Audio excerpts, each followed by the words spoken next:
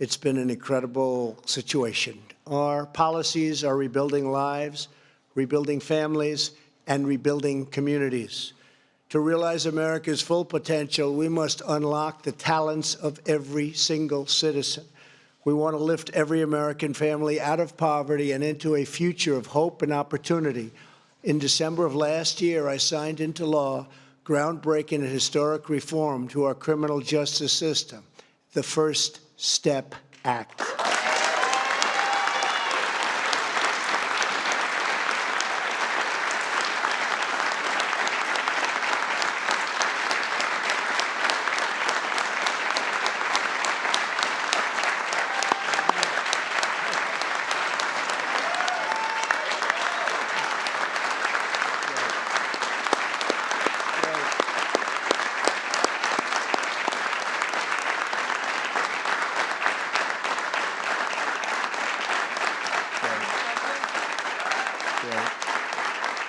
That's terrific. Thank you. Thank you very much. I think you like it. It is true, though, since we got it passed, nobody realized how tough it was. They've been trying to do it for many years, and many years, and nobody thought they could do it, and we got it done. But we had tremendous conservative support and tremendous liberal support. It was very bipartisan. Some of the most conservative people, I know Mike Lee was in favor of it, and Chuck Grassley was in favor of it. And then on the other side, you had people that, frankly, I didn't think would be signing too many of the things that I wanted to do, Phil Bryant, you know? But they all wanted it, and it's something that I'm very proud of. And Jared and Ivanka were incredible, and they really pushed it.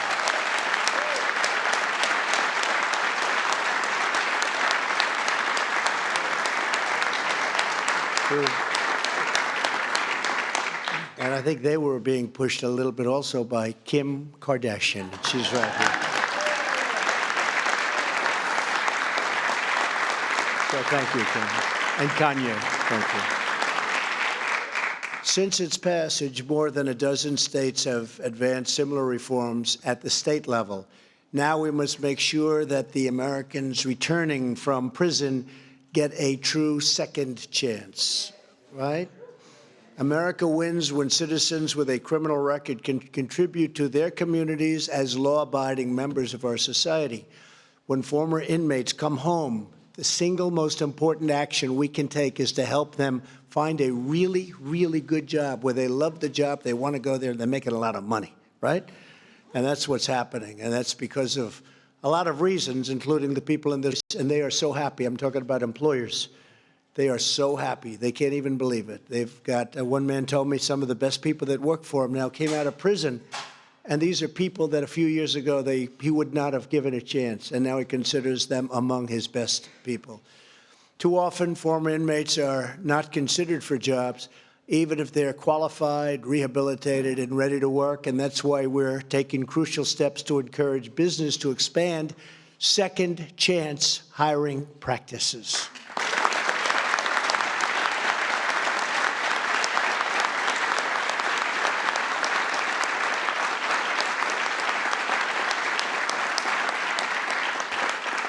So when we say hire American, we mean all Americans. And that's what's happening.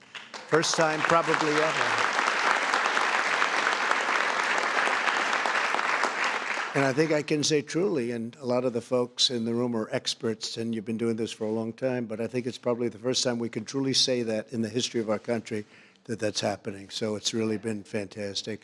The unemployment rate for former inmates is up to 5 times higher than the national average. My administration has set an ambitious goal. We want to cut the unemployment rate for these individuals to single digits within 5 years, and we think there's a really good chance of doing it.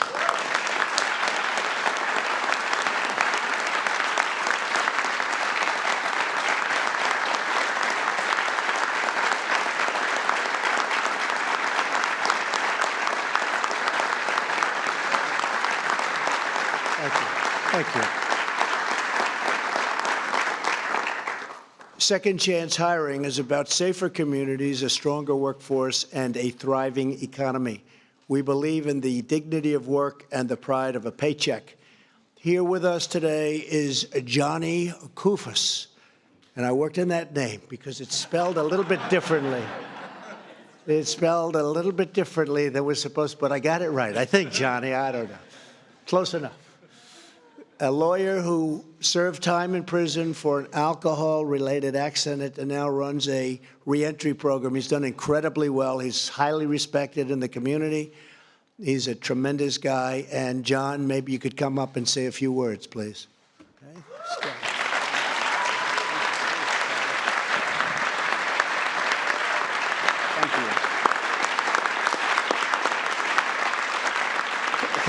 Thank you, Mr. President, and thank you all for being here.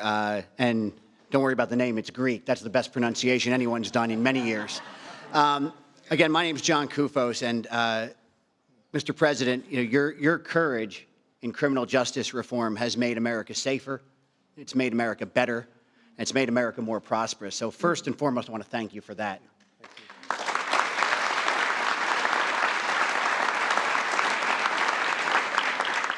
We're on June 12th, I think, 2019 today, and in June 12th, 2013, I was in prison. I had hurt someone. My alcoholism, I caused a car accident in my alcoholism, driving drunk. And thank the Lord I didn't kill that person, Mr. President. And when I was in prison, and here I was, this trial lawyer from New Jersey, nobody asked me for money, which was really a surprise in prison. But nearly everybody asked me for a job. Everyone wanted a job to avoid crime, to reunify with their families, to pay child support. And I never forgot that. And as my journey towards sobriety took shape, I was blessed with people like the folks in this room who gave me that second chance to contribute. And I would go on to build a very large reentry program in New Jersey. From there, I would go on to be recruited to work down here in Washington, D.C. to help do this nationally. I've worked with Governor Bryant, so many good people in the room. And without a second chance, I don't know where I would have been. I'm not sure if I could have stayed sober. I certainly know I wouldn't have contributed the level I did. Next month, I have my first child, a baby daughter, on the way. I have, thank you.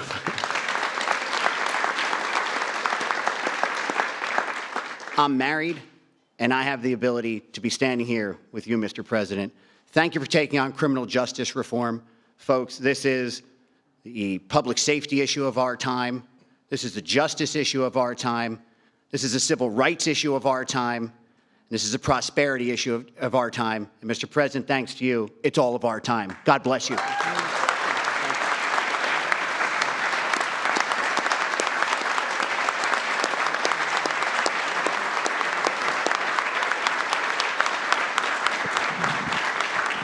Thank you, John. That's incredible. That's an incredible story. And I can't tell you the job he's done. So respected. Across the federal government, we're giving former inmates the resources they need to make the most of their new lease on life. Today, the Federal Bureau of Prisons announced that it will work with employers to help those leaving prison to have a job lined up when they are released, something that pretty much has never happened before. Also, earlier today, the Department of Labor, Alex, that's good. He's done a great job. He's done a good job. Awarded $2 million to states to support fidelity bonds, which underwrite companies that hire former prisoners. We're expanding our Second Chance Pell Grant pilot program to allow individuals to use their time in prison to take college-level classes. That's great. That's great.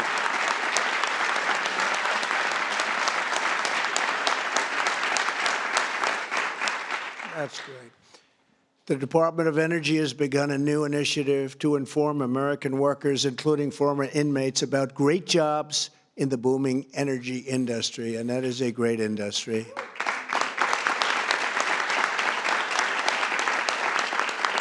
And just in case you didn't hear me say this before, we've now become the #1 energy producer by far in the world. We're topping Saudi Arabia and we're topping Russia. Our administration is also working to allow rehabilitated citizens with a criminal record to apply for both federal government jobs and affordable housing, something they were unable to do before.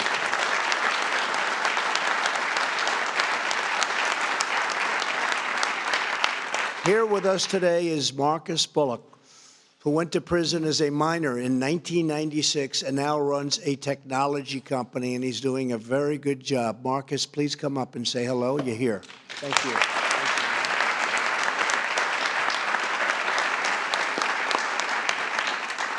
Thank you so much, Mr. President. When I was in cell C12, I never thought that I would be standing here on this podium, so I'm going to suck all of this moment up while I'm standing right here. Thank you. Thank you. Thank you. Thank you. Thank you so much. When I was 15 years old, I made one of the worst mistakes of my life, and it landed me in front of a judge listening to him sentence me to 8 years in adult maximum security prisons.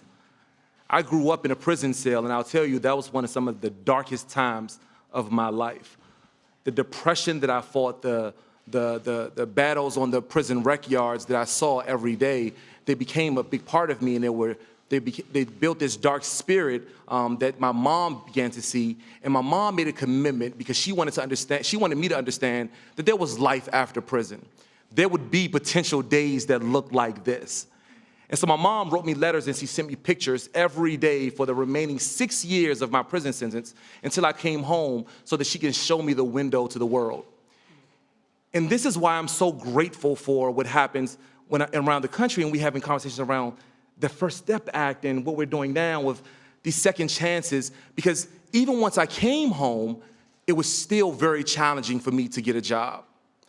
After finally finding a job at a paint store, minimum wage job, and I was very, very grateful just to be able to get a job, and it was really only because of the way that they worded one of the questions on the application. It allowed me to be able to even eventually start my first business after prison, which was the painting business. We ended up hiring over 18 employees, and after the 19th one, we realized that the first 16 were all returning citizens just like me. Thank you. Thank you.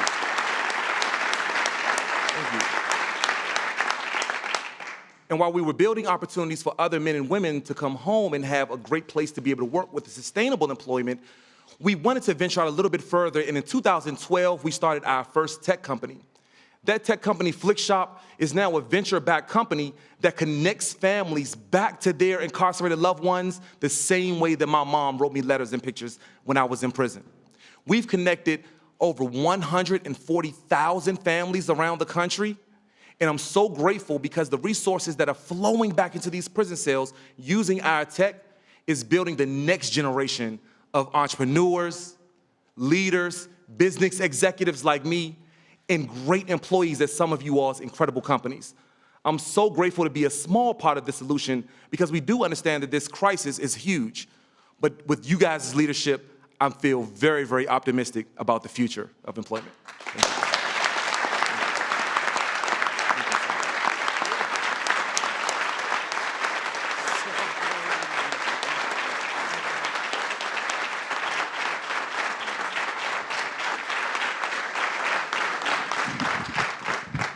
And tomorrow, Marcus will be announcing a run for a major public office. Good job. Huh? You guys, great job. Thank you both very much. Really fantastic. Today, we're also joined by many employers who are hiring former inmates and helping us build the strongest economy on earth. We have some very successful people in this room, and we appreciate it all very much. Thank you very much. Great job.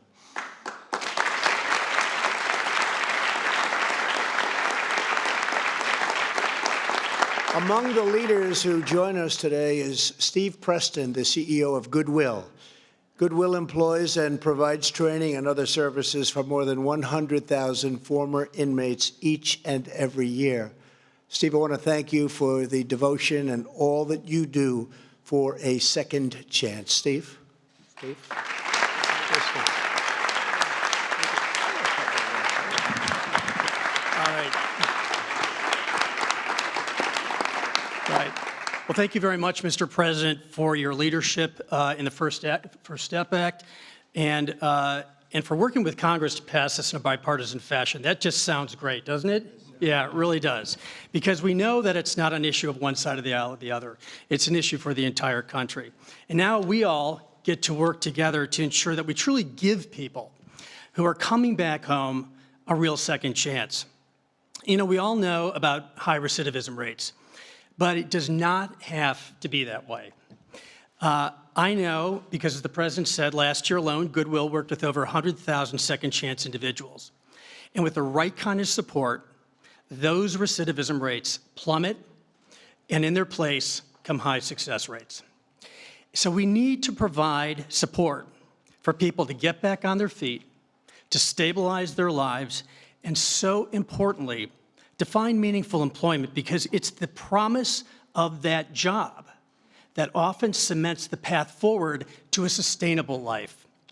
And the small investment we make to do that has a return many times over, not only financially, which I think any of us could prove out, but certainly in the form of lives that are transformed, both for the individuals and for their families. And it's so important that we remember those families in this process.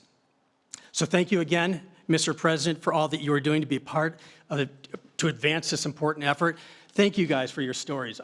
These are, like, there's no better testimony than to see what's happening here. And there are other people around the country that have the same experience if they're given the right chance. Thank you. Thank you. Thank you.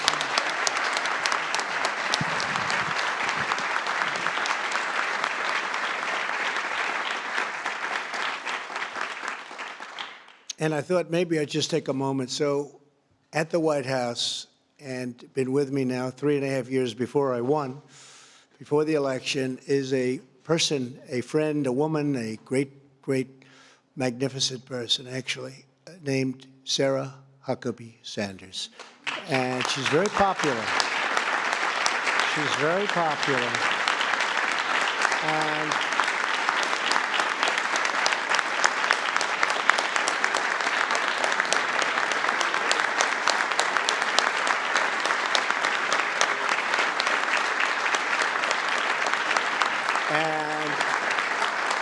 she's done an incredible job. We've been through a lot together, and she's tough, but she's good. You know, you also have tough and bad, right? She's tough and she's good. She's great. And she's going to be leaving the service of her country, and she is going to be going, I guess you could say private sector, but I hope she's going to, she comes from a great state, Arkansas. That was a state I won by a lot, so I like it, right? But we love Arkansas, and she's going to be going back to Arkansas with her great family. Her husband is a fantastic guy, and her family. And I don't know, Phil and folks, if we can get her to run for the governor of Arkansas, I think she'll do very well. And I'm trying to get her to do that. But I just saw her in the room, and I really wanted to call her up. She's a special person, a very, fine woman. She has been so great. She has such heart. She's strong, but with great heart. And I want to thank you for an outstanding job. Yes, sir. And thank you. Come. Thank you, honey. Thank you. Thank you so much.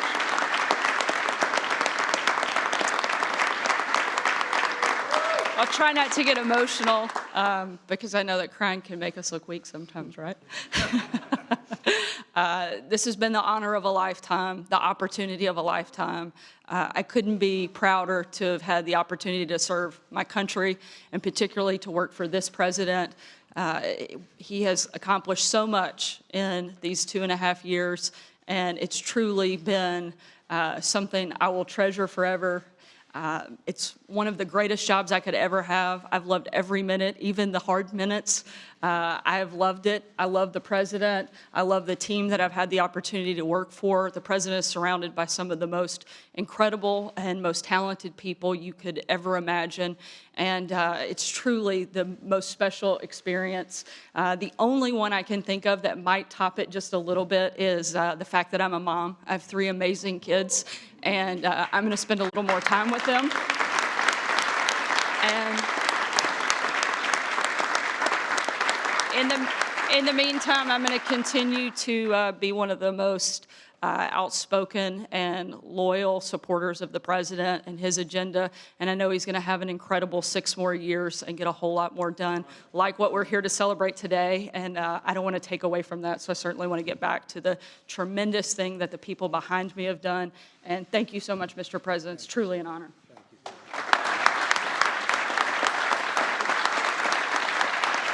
Great.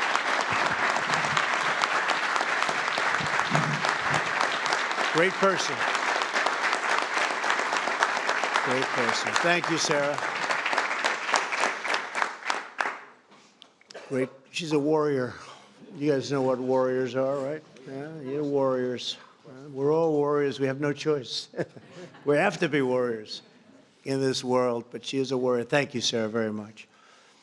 We're also glad to have with us the president of the Society for Human Resource Management, Johnny Taylor. And where's Johnny? Where's Johnny? Come here, Johnny. And this guy is some guy and some athlete, that I can tell you. So maybe you could just talk a little bit about what we're doing and how well you're doing with it, right? Thank you, Johnny. Thank you.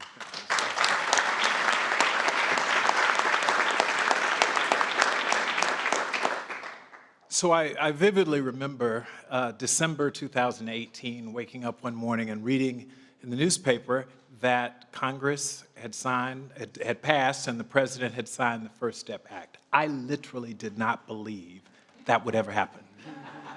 And I mean, so much so that I got up and said, I can't believe it. Like, he said he'd do it, but I didn't think it would happen. And here we were. And I realized there were so many people who had worked behind the scenes, people like Mark Holden, who's here in the room from Koch Industries. So many of you had worked to make this a reality. And the first thing I thought was, what can I do as an American to do my part in this? I represent an organization called the Society for Human Resource Management, and we represent 300,000 HR people across the globe. Our companies employ 115 million people every day. And so we said there's some role that we must be able to play, and instantly it hit me. What's the next step? What we know is that once people get out of incarceration, too often they return because they can't find a job. These aren't bad people. They're people who are trying to survive. And we can play a role in that if we can help remove some of the barriers, those barriers that lead to high levels of recidivism. Again, no one wants to go back. And so what we needed to do is figure out how we could play a role, the country's human resources professionals, to remove the barrier of employment. And so we're bringing bad people back into the workplace. So went back to my team. It was, of course, a week before Christmas. And they said, wait a minute, what? You want me to work over the weekend? I said, yes. Mark Holden and his team, Jenny's in the room. Jenny, thank you, Jenny. We all said we'd work together on the weekend with my chief of staff and our team. We came up with an idea. Over literally a 1-week period, we launched a website called Getting Talent Back to Work. And we got 1,500 employers across this country to immediately sign to join the movement because we needed employers to commit. It wasn't enough to get people out of incarceration. We needed to get them employed. In a very short period of time after announcing it, with Charles Koch, Richard Branson, myself, we had people just signing up. And so now, all of a sudden, Mr. President, your goal of getting that 5 times the number down to single digits, we're going to do it. And the Society for Human Resource Management.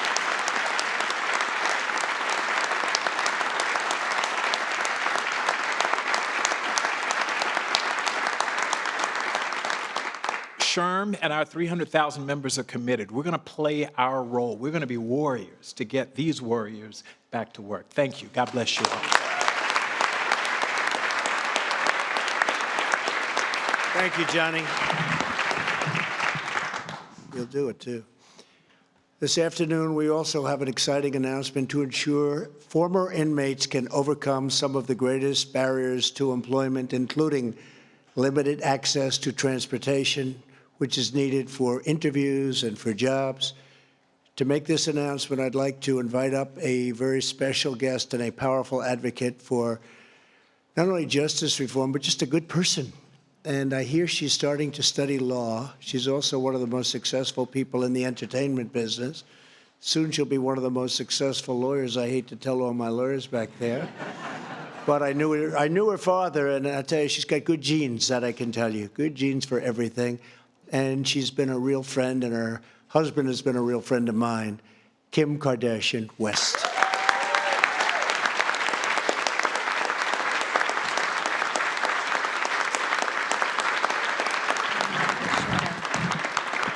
Hi. It really is such an honor to be here today, so thank you.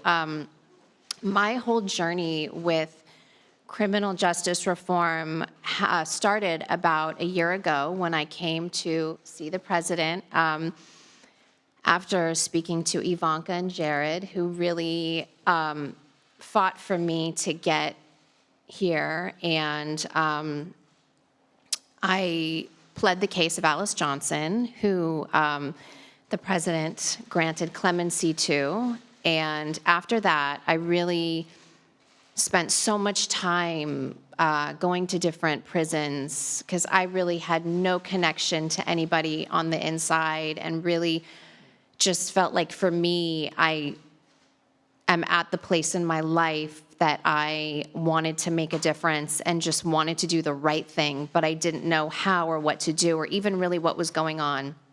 And so after going to visit so many different prisons and really sitting down with lifers, with every situation you can possibly imagine, my heart just completely opened up and I wanted to do more. So I started to study the law, which is, law school basically in California. And my attorneys are here today, Aaron and Jessica from Cut 50. They, thank you. So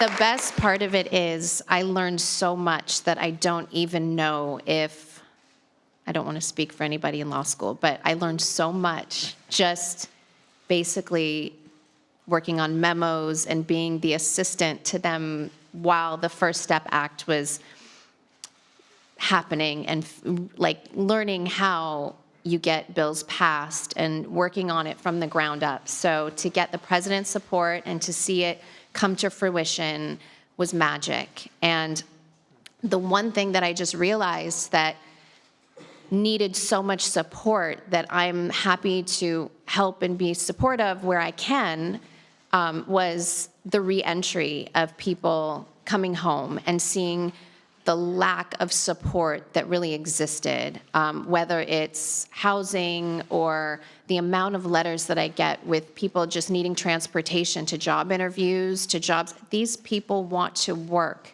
They want the best outcome. And I'm so happy to be here today amongst people that want the same thing and that really believe in supporting their reentry. So I'm so happy to announce today that we have a ride-share partnership where formerly incarcerated people will be gifted gift cards so that they can get rides to and from job interviews, to and from jobs, family members, and that is so important, so needed. And I just want to thank the president for really standing behind this issue and seeing the compassion that he's had for criminal justice has been really remarkable. So I just want to thank all of the organizations that are, partnering with everything that's going on and really being supportive, because it really does mean a lot to so many people that I've had the pleasure to speak to. And I think the ultimate goal is everyone wants the community to be safe, and the more opportunity we have and that they have and the support that we help give them, the safer everyone will be, and the recidivism rate will be continue to just get lower. And so I'm just thankful to everyone here that's in support and so proud of this partnership with the Rideshare organization. So thank you.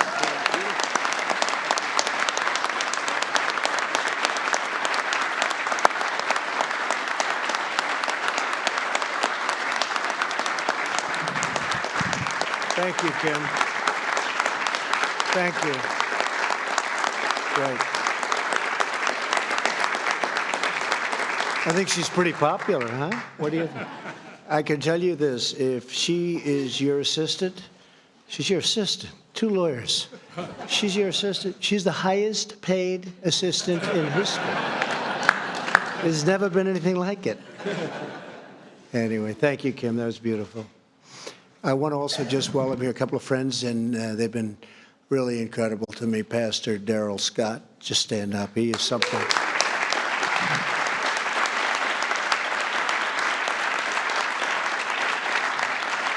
He's a religious man, but I watched him on CNN so often, and, you know, I wouldn't say that's the friendliest, and I watched you take apart people like they were nothing. So thank you, Pastor. He's a pastor.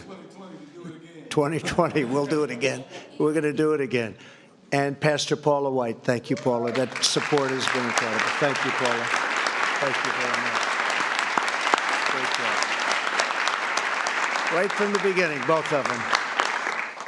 In every action we take, we are revitalizing our cities, restoring hope to our communities, and uniting citizens all across our country. We're helping families grow their incomes and attend the schools of their choice, earn a great living, and have a truly rewarding career. We want to ensure that every American is prepared for the jobs of today and for the industries of tomorrow, and together we're expanding the blessings of America for every citizen from every background, from every community, and every walk of life. We are breaking down old barriers, tearing down yesterday's obstacles, and replacing the failures of the past with the bright and limitless future. That's what we have going. It's a limitless future. So many people in this room and so many people outside of this room, they're given a second and in some cases a third chance, in all fairness. And I will say they are really, really producing. It's a great thing to watch. You know all about it, and you know about it very well. And thank you. Thank you, Mr. President. We really appreciate you being here. And we'll not stop until everyone in our national family can achieve their own beautiful American dream. I want to thank everybody for being here. God bless you. God bless America. Very much appreciated. Thank you all very much.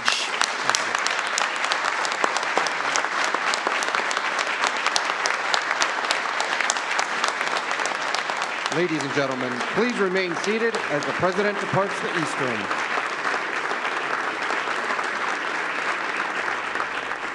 All right, we've been watching President Trump there, along with Kim Kardashian West, talking about the First Step Act and second chance hiring. We are going to take a quick break. When we come back at the top of the hour, Red and Blue begins.